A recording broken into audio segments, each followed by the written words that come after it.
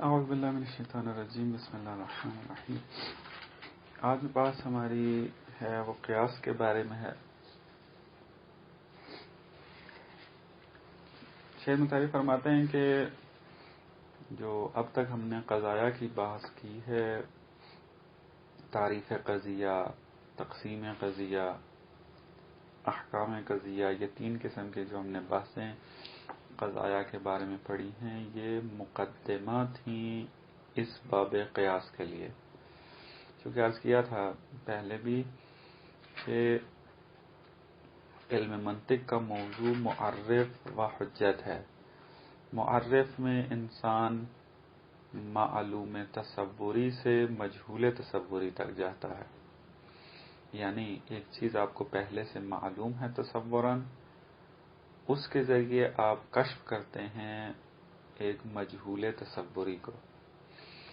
یہ معرف کے اندر ہوتا ہے، جس میں باب تعریف تھی، اس میں تعریف کی قسمیں تھی، تعریف یا حد تام ہے یا حد ناقص ہے، یا رسم تام ہے یا رسم ناقص ہے، کہ باب تعریف میں اس کی وضاحت گزری ہے۔ اور حجت جو ہے یہ استدلال کو کہتے ہیں۔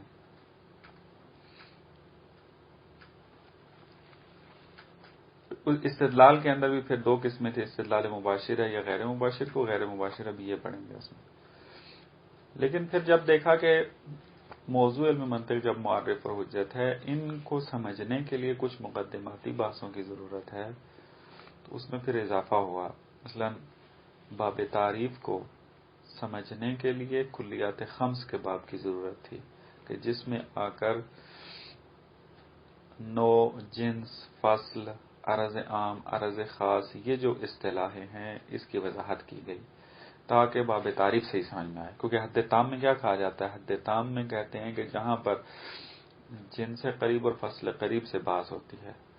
خوب اگر کسی کو جنس اور فصل کا ہی نہ پتا ہو، جنس کسے کہتے ہیں، فصل کسے کہتے ہیں، تو وہ تعریف کی اس قسم کو جو حد تام ہے اس کو نہیں سمجھ سکے گا۔ اسی طریقے سے باقی اقسام ہیں۔ تو لہذا ایک فیلسوف عرض کیا تھا فریوس، اس نے آ کر کلیات خمس کے چیپٹر کو اضافہ کیا اس کے اندر تاکہ باب تعریف سمجھ میں آئے۔ اسی طریقے سے منطق کا جو اصل موضوع ہے باب تعریف کے بعد، وہ باب قیاس ہے۔ باب قیاس چونکہ قضایا سے، ابھی تعریف پڑھیں گے، اس کی مرکب ہوتا ہے، قیاس کے ذریعے ہی، قضایا کے ذریعے ہی قیاس تشکیل دیا جاتا ہے۔ لہذا قضایا کیا ہے، اس کی حقیقت کیا ہے، اس کی اقسام کیا ہیں، اس کو ہمیں پتہ ہونا چاہیے تاکہ ہمیں قیاس کی تعریف، اس کی اقسام، اس کے مثلا مختلف احکام جو ہیں وہ صحیح طریقے سے سمجھ میں آئیں اور استدلال کرنے کے قابل ہو جائیں۔ لہذا باب قضایا کی ضرورت پیش آئی اور باب قضیہ کو بعنوان مقدمہ پڑھا جاتا ہے وہاں پر۔ بس باب تعریف سے پہلے جتنی منطق ہے مقدمہ ہے، اور باب قیاس سے پہلے جتنی منطق ہے وہ مقدمہ ہے۔ اصل منطق وہ باب تعریف ہے اور یہاں سے باب قیاس ہے۔ یہ ایک مطلب شیخ مطہری نے یہاں پر ذکر کیا ہے۔ تیسرا مطلب جو یہاں شیخ مطہری ذکر کرتے ہیں وہ یہ کہ معمولاً کہتے ہیں دیکھا گیا ہے کہ مناطقہ باب تعریف کو اتنا تفصیلاً ذکر نہیں کرتے جتنا باب قیاس کو ذکر کرتے ہیں۔ اس کی وجہ کیا ہے؟ کہتے ہیں اس وجہ سے کہ بہترین تعریف جو ایک چیز کی جا سکتی ہے وہ حد تام ہے، کیونکہ تعریف کا جو فلسفہ ہے وہ یہ ہے کہ میں ایک تو حقیقت سے آشنا ہو جاؤں، اور دوسرا یہ کہ مجھے پتہ چل جائے کہ کوئی بھی چیز اس کے اندر شامل نہیں ہے کہ جو اس کے ساتھ مرتبط نہیں ہے۔ مثلا اگر میں انسان کو جاننا چاہتا ہوں تو میں حقیقت انسان کو جاننا چاہتا ہوں، یعنی انسان کی اصل حقیقت کیا ہے، کس چیز سے انسان بنا ہے، اصل وہ کیا چیز ہے، میں اس چیز کو جاننا چاہتا ہوں۔ خوب اسی چیز کے ذریعے پھر باقی چیزوں سے متمایز ہو جائے گی۔ بس تعریف کی دو فلسفہ ہے، یعنی اس کے ایک حقیقت کا بیان کرنا اور دوسرا جو اس کے ساتھ مرتبط چیزیں نہیں ہیں اس سے متمایز کرنا، اس سے جدا کرنا اس کو۔ لیکن فلاسفہ آ کر یہ بیان کرتے ہیں کہ کسی بھی چیز کی حقیقت تک پہنچنا یا تو دشوار ہے اور بعض موارد میں اصلا ناممکن ہے۔ بہت مشکل ہے کہ انسان کسی کی کن حقیقت تک پہنچ جائے۔ لہذا چونکہ کسی چیز کی حقیقت تک پہنچنا یا تو بہت ہی دشوار ہے یا ناممکن ہے، لہذا مناطقہ نے بھی فقط تعریف کی اقسام بیان کرنے کے بعد چیپٹر کلوز کر دیا، زیادہ تفصیلیں بیان نہیں کی۔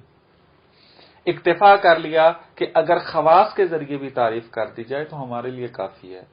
مثلا اگر کہا جائے کہ انسان کیا ہے تو کہتے ہیں یہ حیوان ناطق ہے۔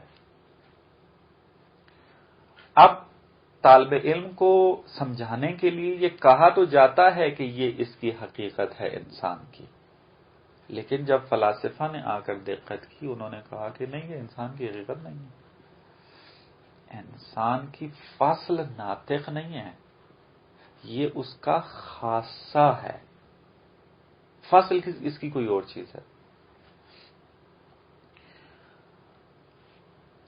بس جب یہ دیکھا کہ اب انسان کی حقیقت سے آشنا کیا ہوں، پھر بعض کہتے ہیں کہ انسان کی حقیقت جو ہے اس کا نفس ناطقہ ہے۔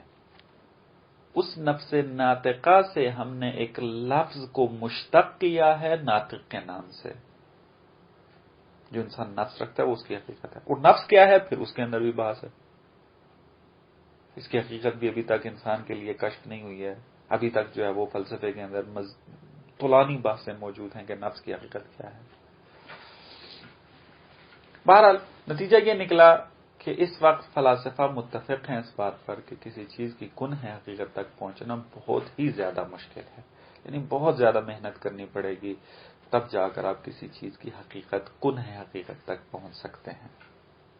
اسی وجہ سے باب تعریف کو زیادہ توجہ نہیں دی مناطقہ نے، کلی سی باتیں کر دی تاکہ آپ کسی بھی چیز کو تعریف کرنا چاہیں تو یہ قواعد اپلائی کریں، اس کے بعد جو ہے آپ اس کی جو ہے نا کچھ آپ آگاہ ہو جائیں گے کہ یہ کیا، انسان کیا ہے، حیوان کیا ہے، شجر کیا ہے، حجر کیا ہے، پتہ چل جائے گا۔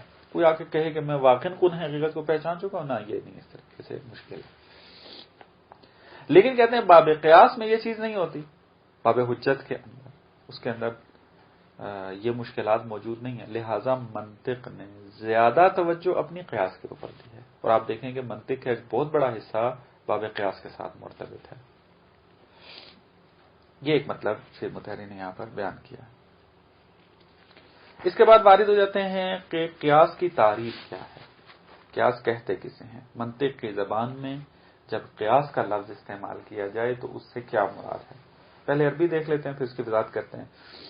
فرماتے ہیں قول مؤلف من قضایا، قیاس ایسے قول کو کہتے ہیں کہ جو مرکب ہے مختلف قضایا سے، بحیث یلزم عنہ لذاتہ قول آخر، اور وہ ترکیب اس طریقے سے ہے کہ اس ترکیب سے قول آخر لازم نکلتا ہے۔ یعنی آپ جب قضایا کو ترکیب کریں گے اس طریقے سے جو اس کی خاص شرائط ہیں، اس ترکیب کے نتیجے میں ایک اور قول سامنے آئے گا۔ قول کسے کہتے ہیں پہلے ہم بات کر چکے ہیں۔ قول منطق کی زبان میں مرکب تام میں خبری کو کہتے ہیں۔ مرکب تام یعنی ایسا مرکب کہ جس کے اوپر معنی تمام ہو جائے۔ میں کہتا ہوں زید کھڑا ہے، مرکب تام ہے، بات تمام ہو گئی۔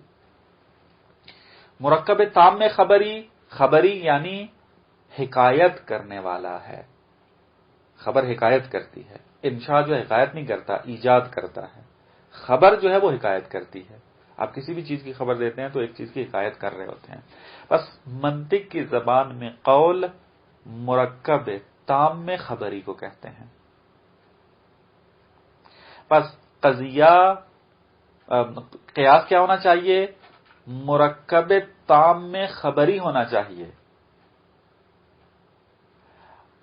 لیکن یہ مرکب تام میں خبری ایک قضیہ نہیں ہونا چاہیے، کیونکہ ایک قضیہ کے ذریعے قیاس سے نتیجہ نہیں لے سکتے آپ، بلکہ متعدد قضایا، دو یا دو سے زیادہ قضایا ہونے چاہیے، تب قیاس تشکیل پائے گا۔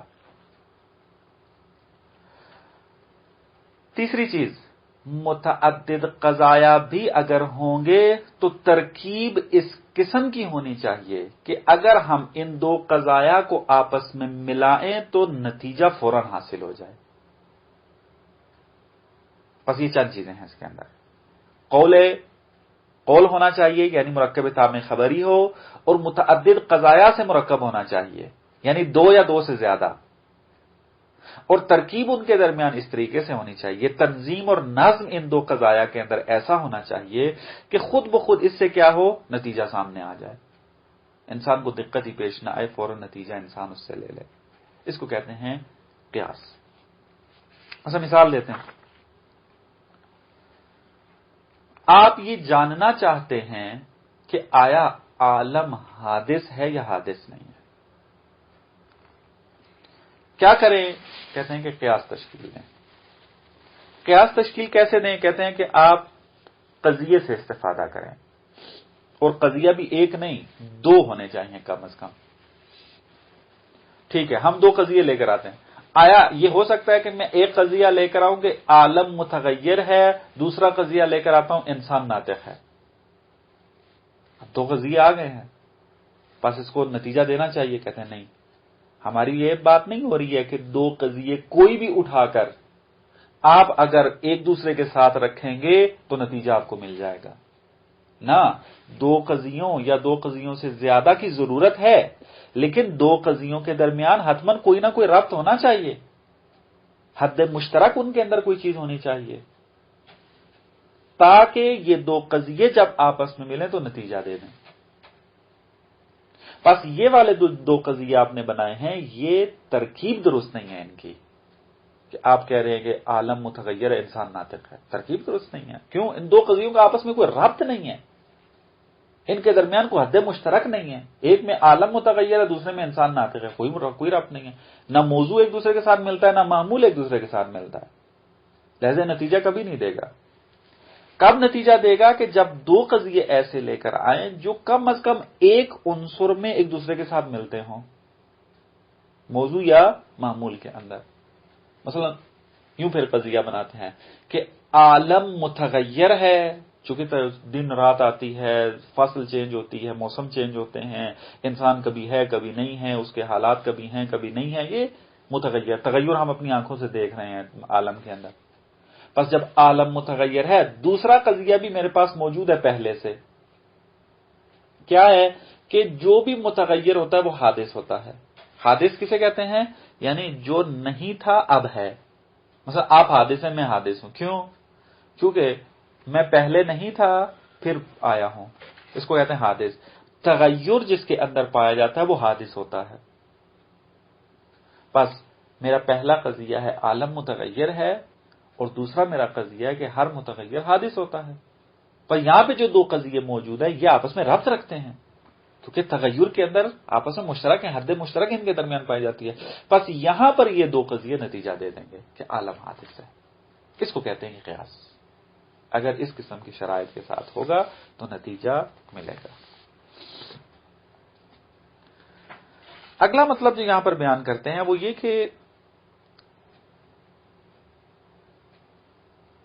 فکر اور قیاس یوں نہیں ہے کہ مساوی ہیں، یعنی فکر یعنی قیاس، قیاس یعنی فکر، کہتے ہیں ایسا نہیں ہے، بلکہ فکر عمل ذہنی کو کہتے ہیں کہ جو انسان معلومات قبلی کے اندر انجام دیتا ہے، جیسا کہ مثلا ابھی میں نے آپ کی خدمت میں عرض کیا کہ آپ نے یہ جاننا تھا کہ عالم حادث ہے یا نہیں ہے، تو اب فکر کی ضرورت تھی کہ آپ فکر کریں، تو آپ نے فکر کر کے جب نتیجہ لیا تو فکر کہاں کی آپ نے اپنی ان معلومات میں فکر کی ہے کہ جو آپ پہلے سے کسب کر چکے تھے، یعنی پہلے آپ کو علم ہو چکا تھا کہ عالم متغیر ہے، اپنی آنکھوں سے دیکھا ہے آپ نے، یہ بھی آپ کو علم حاصل ہو چکا تھا پہلے کہ جو بھی متغیر ہوتا ہے وہ حادث ہوتا ہے. یہ بھی بدیہی چیز ہے کہ تغیر ہمیشہ حدوث کے ساتھ ہوتا ہے. خوب، یہ دو معلومات چونکہ آپ کے پاس پہلے سے موجود تھی، ان معلومات قبلی میں جو آپ نے ایک عمل ذہنی انجام دیا ہے، ان کو ایک خاص قسم کی ترتیب دی ہے اور ان دو قضایا کو تلاش کیا ہے اپنے معلومات متعددہ میں سے، چونکہ آپ کے پاس معلومات زیادہ تھی، ان میں سے آپ نے ان دو قضایا کو استخراج کیا ہے اور ان کو ایک خاص قسم کی ترکیب دی ہے. اس قسم کا عمل ذہنی کو فکر کا نام دیتے ہیں. بس فکر کسے کہتے ہیں؟ فکر ایک عمل ذہنی ہے کہ جو معلومات قبلی کے درمیان انجام دی جاتی ہے. آپ پہلے سے معلومات جو رکھتے ہیں اس کے اندر آپ نے جو عمل ذہنی انجام دینا ہے اس کو فکر کا نام دیتے ہیں. اب یہ فکر جو ہے تصورات کے اندر بھی ہے اور تصدیقات کے اندر بھی ہے، عام ہے، قیاس کے ساتھ مساوی نہیں ہے.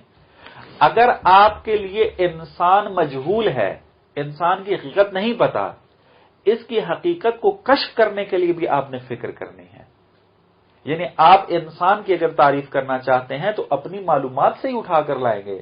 آپ کو پہلے سے حیوان کے بارے میں پتا ہے، آپ کو پہلے سے ناطق کے بارے میں پتا ہے، تو آپ ان دو معلومات کو اٹھا کر ان کو آپس میں ساتھ رکھ دیں گے. آپ کہیں گے کہ انسان حیوان ناطق ہے. چونکہ آپ پہلے سے حیوان اور ناطق سے آگاہ ہیں، جب یہ آپس میں حیوان ناطق کو دیکھیں گے آپ کو فوراً پتہ چل جائے گا کہ انسان کی حقیقت کیا ہے. پس باب تصورات کے اندر بھی عمل ذہنی معلومات قبلی کے اندر انجام پاتا ہے. تصدیقات کے اندر بھی ایسے ہی ہے، جیسا کہ مثال دی ہے آپ کو. تو بس شہید مطہری یہ کہنا چاہتے ہیں کہ فکر عام ہے تصور اور تصدیق سے، ہر دو کے اندر پائی جاتی ہے. ایسا نہیں ہے کوئی یہ فکر نہ کرے آ کر کے فکر فقط باب قیاس میں پائی جاتی ہے، فکر اور قیاس کے درمیان مساوات پائی جاتی ہے. نا، یہ اس طریقے سے نہیں ہے، بلکہ فکر عام ہے. پھر یہ کہتے ہیں کہ فکر عام از قیاس ہے. چونکہ تصدیقات کی 3 صورتیں بنتی ہیں،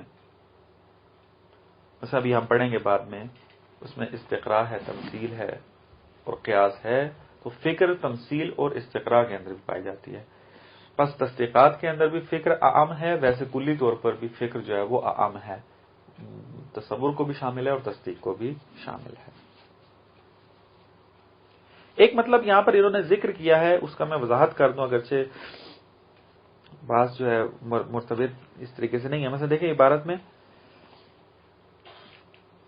بے علاوہ فکر بے عمل ذہن از آن جہت کے نوعی کار و فعالیت است اطلاق می شود. یعنی فکر کیا ہے؟ عمل ذہن ہے کہ جو ایک قسم کی فعالیت کا نام ہے. یعنی انسان کا ذہن ایک فعالیت کرتا ہے، ایک ایکٹیویٹی کرتا ہے، وہ فعالیت و ایکٹیویٹی جو ہے وہ فکر کا نام کہلاتی ہے. اما قیاس، خود قیاس کیا ہے؟ بے محتوا فکر کی عبارت از چند قضیے با نظم و ارتباط خاص اطلاق می گردد. یعنی آپ نے یہ جاننے کے لیے کہ عالم حادث ہے یا نہیں اپنی معلومات قبلی کے درمیان فکر کی. آپ نے اپنی معلومات کے اندر جا کر تلاش کیا، 2 قضایا کو نکال کر باہر لے کر آئے، ان 2 قضیوں کے درمیان ایک خاص قسم کی ترتیب دے دی. اب یہ جو آپ عمل ذہنی انجام دے رہے تھے کہ پہلے آپ اپنی معلومات میں گئے، پھر ان معلومات میں سے 2 معلومات کو نکال کر باہر لے کر آئے، یہ ہوگی فکر.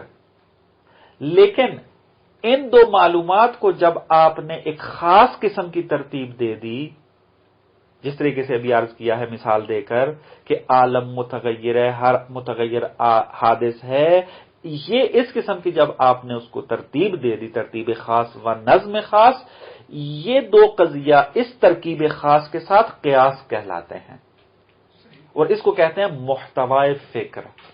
فکر خود کیا ہے؟ ایکٹیویٹی ہے جو آپ نے انجام دے دی ہے، اس ایکٹیویٹی کا محتوا قیاس بنتا ہے۔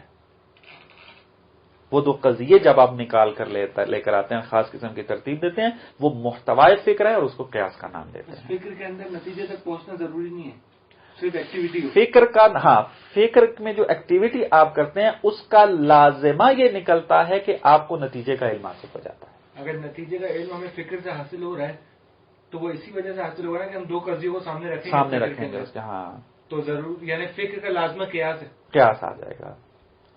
لیکن قیاس مساوات پھر بھی نہیں بنے گی، کیونکہ آپ فکر کے ذریعے قیاس استقراء کے اندر بھی آپ قیاس اپنا فکر کرتے ہیں، آپ کیا کرتے ہیں، تمثیل کے اندر بھی آپ فکر کرتے ہیں۔ لیکن قیاس کس کو کہیں گے؟ قیاس جب اس قسم کی آپ فکر کر کے کام انجام دیں گے، مثلا آپ اپنی معلومات سے جا کر اٹھا کر دو قضیے لاتے ہیں، خاص قسم کی ترتیب دے دیتے ہیں، اب معلومات میں جا کر دو قضیوں کو نکال کے لے آنا اور ان کو خاص ترتیب دے دینا، یہ فکر کہلائے گا۔ لیکن ان دو قضیوں کو کہ جو خاص ترتیب میں آ چکے ہیں فکر کے نتیجے میں، ان قضیوں کو قیاس کا نام دیں گے۔ بس ایکٹیویٹی فکر کہلائے گی، اس کے نتیجے میں جو دو قضایا خاص ترتیب میں آ گئے ہیں اس کو قیاس کا نام دے دیں گے۔ یہ قیاس پھر نتیجہ دے دے گا کہ آپ اپنے مجہول کو معلوم میں بدل دیں گے۔ پر اتنا مهم مسئلہ نہیں تھا۔ اب وارد ہو جاتے ہیں کہ حجت کی اور استدلال کی کتنی قسمیں ہیں، اقسام حجت۔ کہتے ہیں کہ اس کی 3 قسمیں ہیں۔ کیسے؟ فرماتے ہیں کہ انسان بعض اوقات جزئی سے جزئی کا نتیجہ لیتا ہے۔ مثلا آپ نے دیکھا کہ انسان جو ہے، مثلا فرض کریں زید اور عمرو جو ہیں یہ کیا ہے، آپس میں بھائی ہیں۔ آپ نے کہا کہ زید باہوش ہے،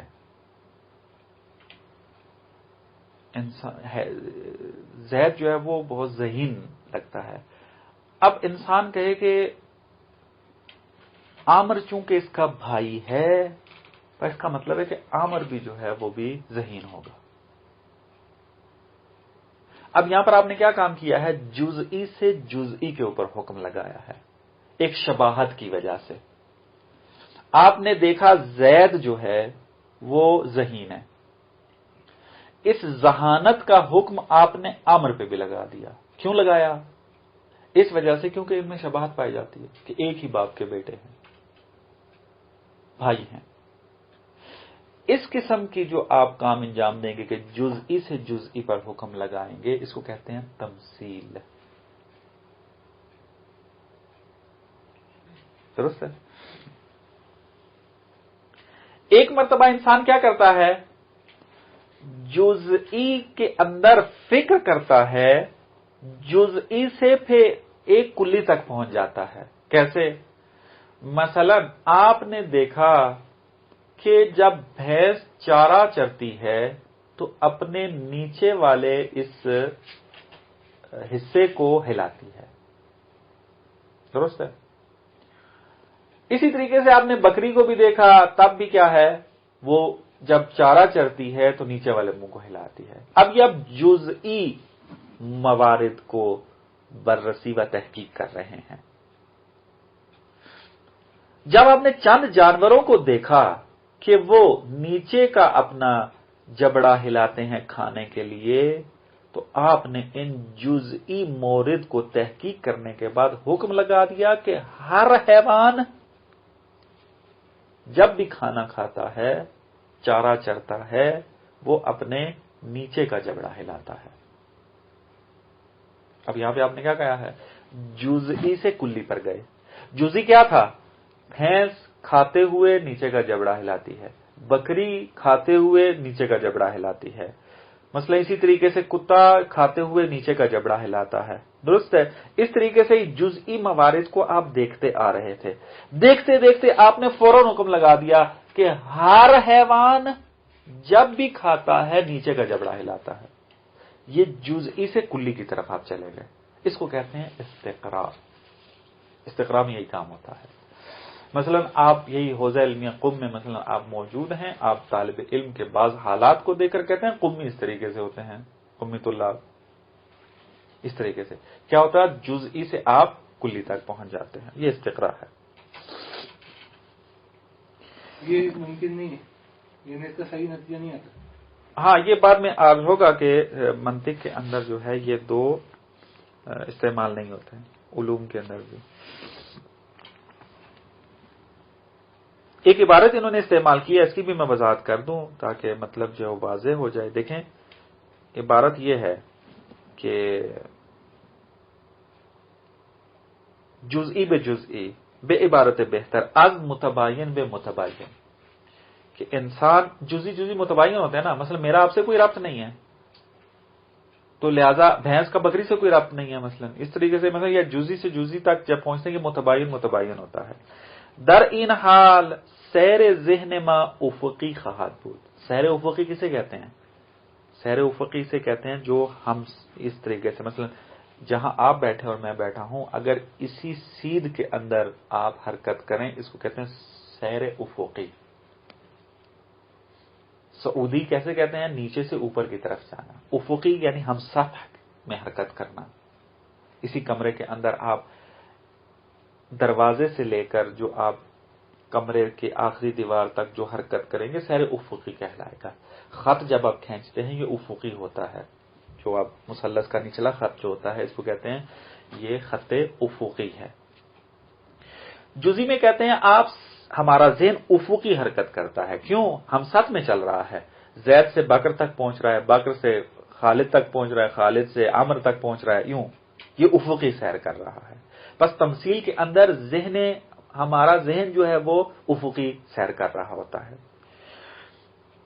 اور استقراء کے اندر کیا ہوتا ہے، یعنی جزئی بے کلی جب حرکت کر رہا ہوتا ہے تو اس وقت در این حال سیر ذہن ما سعودی است۔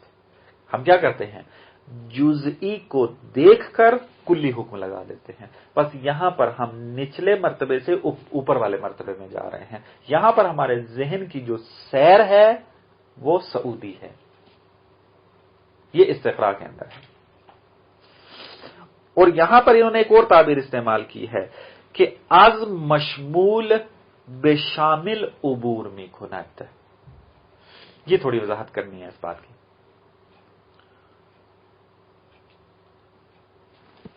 ہم یہ کہتے ہیں کہ بھینس، بکری، کتا مثلا اور یہ جو جانور ہیں یہ مشمول ہیں حیوان کے اندر۔ اگر آپ حیوان کو دیکھیں گے تو آپ کہیں گے حیوان شامل ہے ان سب اپنے مصادیق کو، یہی تعبیر لے کر آتے ہیں۔ حیوان شامل ہے کس کو؟ بھینس کو بھی، بکری کو بھی۔ لیکن اب مصادیق کی طرف سے اگر آپ دیکھیں تو آپ یہ کہیں گے کہ بھینس اور بکری مشمول حیوان ہیں، درست؟ تو اب استقراء کے اندر کیا ہوتا ہے کہ ہم بھینس اور بکری کے بارے میں جب دیکھتے ہیں اس کے حکم کو کلی بنا دیتے ہیں، بس مشمول سے شامل کی طرف جاتے ہیں۔ دیکھا ہم نے یہ ہے کہ بھینس کھاتے ہوئے نچلا جبڑا ہلاتی ہے، بکری کھاتے ہوئے نچلا جبڑا ہلاتی ہے، حکم جو ہم نے دیکھا ہے وہ مشمول کے اندر ہے، مصداق کے اندر ہے، لیکن ہم حکم پھر کہاں لگا دیتے ہیں؟ شامل کے اندر، کہ ہر حیوان جب کھانا کھائے گا تو اپنا نچلا جبڑا ہلاتا ہے۔ بس ہم یہاں پر استقراء کے اندر مشمول سے شامل کی طرف جا رہے ہوتے ہیں۔ مشمول شامل سے کیا مراد ہے؟ مشمول یعنی مصداق اور شامل یعنی وہ حقیقت کے جو ان کو شامل ہے، جو ان کی ذات میں شامل ہے۔ جیسے مثال دی اب مشمول جو ہیں وہ بھینس اور بکری ہیں کیونکہ یہ مشمول حیوان ہیں، اور حیوان جو ہے وہ شامل ہے بھینس اور بکری کو، اور ہم جو ہے حکم مشمول سے لے رہے ہوتے ہیں لیکن لگا کہاں رہے ہوتے ہیں؟ شامل کے اوپر، کہ ہر حیوان کھاتے ہوئے نچلا جبڑا ہلاتا ہے. یہ ایک تعبیر انہوں نے استعمال کی تھی، پڑھتے ہوئے مشکل نہ ہو اس لیے وضاحت کر دی اس کی. تیسری قسم کیا ہے کہ انسان کلی سے جزئی کی طرف حرکت کرتا ہے، یعنی پہلے اس کے پاس یہ حکم موجود ہوتا ہے کہ ہر حیوان متحرک ہے. درست ہے؟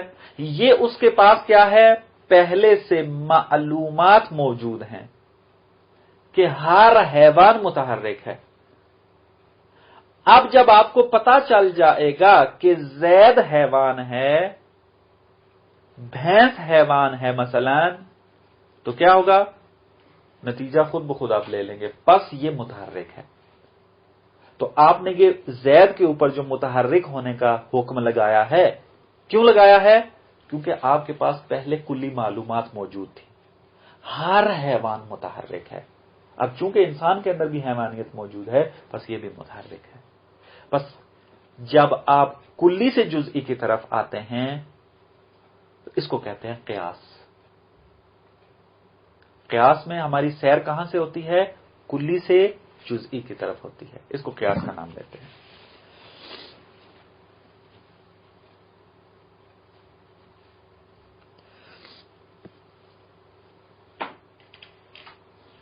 خوب، تمثیل کو کہ جو جزئی بے جزئی تھا، اس کے اندر حرکت جو ہے وہ اوپر سے نیچے کی طرف آئے گی، صعود سے نزول کی طرف ہوگی. یہاں پہ ہم کہیں گے کہ ہماری حرکت نزولی ہے، یہاں پر سیر ذہن. خوب، ایک اور مطلب جو یہاں پر ذکر کرتے ہیں اس کا تذکر دینا واقعا ضروری ہے. بعض جو قدیم زمانے میں جو منطق کی مخالفت کرتے تھے، وہ یہ وجہ بنتی تھی کہ وہ منطق کی مخالفت کرتے تھے. وہ یہ کہتے تھے کہ منطق قیاس سکھاتی ہے اور قیاس دین میں حرام ہے. ہمارے پاس متعدد روایات موجود ہیں کہ دین میں قیاس کرنا حرام ہے. بس منطق حرام ہے، پڑھنا حرام ہے. کیوں؟ قیاس کرنا سکھاتی ہے. اور اگر آپ قیاس کرنا سیکھ گئے اور پھر آپ نے دین کے اندر بھی قیاس کو استعمال کیا تو آپ نے حرام کام انجام دیا ہے. بس منطق باطل ہے. جواب ان کو یہ دیا جاتا تھا کہ آپ خلط کر رہے ہیں، مغالطہ ہو رہا ہے آپ کو. قیاس کی دو قسمیں ہیں، ایک قیاس فقہی ہے اور ایک قیاس منطقی ہے. جو حرام ہے وہ قیاس فقہی ہے اور جو منطق سکھاتی ہے وہ قیاس منطقی ہے. سغرا و کبرا بنانا، جس کی ابھی ہم نے تعریف پڑھی ہے کہ دو قضایا کو اس طریقے سے آپس میں ترتیب دینا کہ جس سے انسان کو ایک نتیجہ حاصل ہو جائے، یہ قیاس حرام نہیں ہے. خود قرآن کے اندر اس کے شواہد موجود ہیں قیاس کے. پس قیاس فقہی حرام ہے اور قیاس فقہی کو منطق کی زبان میں تمثیل کہتے ہیں. مثلا اگر کوئی فقیہ یہ دیکھتا ہے کہ پانی نجاست کو دور کر دیتا ہے، درست؟ اب فقیہ اگر یہ کہے کہ پانی چونکہ سیال ہے، بہنے والی چیز ہے اور یہ نجاست کو دور کر رہا ہے، پس اگر شربت ہو ہمارے پاس وہ بھی نجاست کو دور کر دے گا. کیوں؟ کہتے ہیں چونکہ پانی جو ہے وہ نجاست کو دور کر رہا ہے. پانی بہنے والی چیز ہے، سیال نام کا چیز ہے، یہ شربت بھی تو سیال ہے، بہنے والی چیز ہے. پس شربت بھی جو ہے یہ بھی نجاست کو دور کرتا ہے. اس کو کہتے ہیں تمثیل.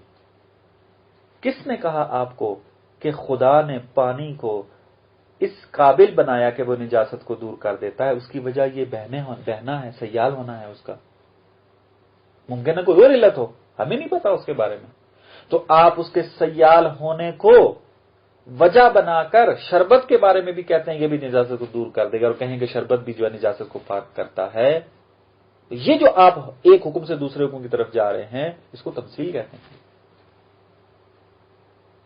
اور تمثیل فقہ میں قیاس کا نام رکھتی ہے.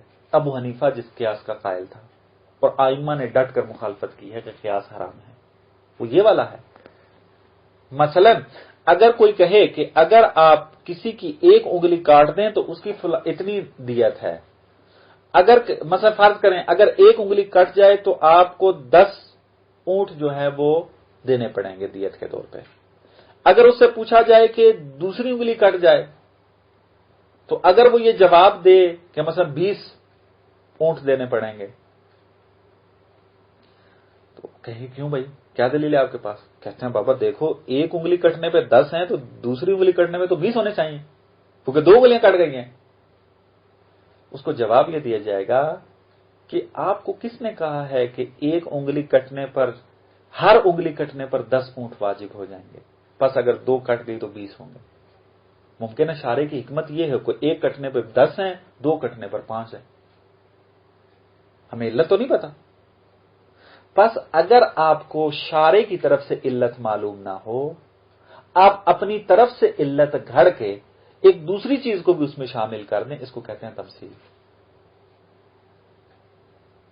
قیاس فقہی، اور یہ حرام ہے۔ بس اگر کوئی کہتا ہے کہ قیاس حرام ہے پس منطق نہ پڑھو، اس کا جواب یہ ہے کہ قیاس فقہی حرام ہے، نہ کہ قیاس منطقی۔ بات واضح ہوئی؟ جو شخص اشکال کر رہا ہے وہ خود بھی تو قیاس سے کام لے رہا ہے، کیونکہ قیاس منطقی سے استفادہ کر رہا ہے وہ، ہاں قیاس منطقی سے استفادہ کر رہا ہے، لیکن رد کس کو کر رہا ہے؟ قیاس فقہی کو نظر میں رکھ کر، اس لیے کہ مغالطہ دے رہا ہے یہاں پر۔ قیاس ایک ہی لفظ ہے، وہ بھی قیاس ہے یہ بھی قیاس ہے، لیکن یہ ہے کہ فرق کرتا ہے محتوا، مشترک لفظی ہیں یہ، وہ قیاس کسی اور معنی میں، یہ قیاس کسی اور معنی میں ہے۔ اس کے بعد جو ہے وہ شیخ مطہری جو ہے وہ خلاصہ کرتے ہیں بحث کو کہ جو مطالعے سے مطلب جو ہے وہ حل ہو جائے گا۔ وہاں بھی یہ بیان کرتے ہیں کہ بس ہمیں یہ چیز بات معلوم ہو جاتی ہے کہ ہمارے پاس جو ہیں وہ 2 قسم کی معلومات ہیں۔ ایک انسان اپنے احساس کے ذریعے حاصل کرتا ہے، میں آپ کو دیکھ رہا ہوں، میری آواز آپ سن رہے ہیں، درست ہے، میں سردی اور گرمی کو احساس کر رہا ہوں۔ بعض معلومات ایسی ہیں کہتے ہیں اس میں فکر کی ضرورت نہیں ہوتی، میں آپ کو دیکھ رہا ہوں، میں کیا فکر کر رہا ہوں؟ کچھ بھی نہیں۔ آپ میری اگر آواز سن رہے ہیں، آپ کوئی فکر نہیں کر رہے ہیں، آپ فقط میری آواز سن رہے ہیں، اس کے اندر فکر نہیں ہوتی۔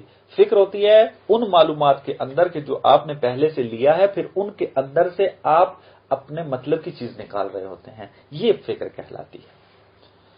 اسی طریقے سے دوسرا مطلب جو نکالتے ہیں وہ یہ کہ ذہن اس وقت تفکر کرے گا کہ جب 2 یا 2 سے زیادہ قضیے ہوں گے۔ ذہن ایک قضیے کے اندر تفکر نہیں کرتا۔ فکر نام ہی متعدد معلومات کے درمیان فعالیت کرنے کا ہے۔ بس فکر اس وقت ہوگی کہ جب انسان متعدد قضایا کو سامنے رکھے، 2 یا 2 سے زیادہ۔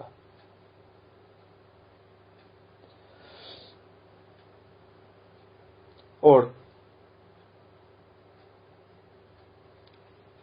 تیسرا نقطہ یہ بیان کرتے ہیں کہ انسان اس وقت فکر کر کے نتیجے تک پہنچے گا کہ جب معلومات قبلی اس کی آپس میں اجنبی نہ ہوں۔ جس طرح کی مثال دی تھی، عالم متغیر ہے، انسان ناطق ہے، یہ آپس میں اجنبی ہیں، اس قسم کا نہ ہو معلومات، اس کی معلومات ہوں کہ جو حد مشترک رکھتی ہوں، جن کا آپس میں کوئی نہ کوئی تشابہ موجود ہو ان کے درمیان، مثلا یا موضوع کے اندر یا محمول کے اندر، اس قسم کا، تب جا کر آپ نتیجے تک پہنچیں گے۔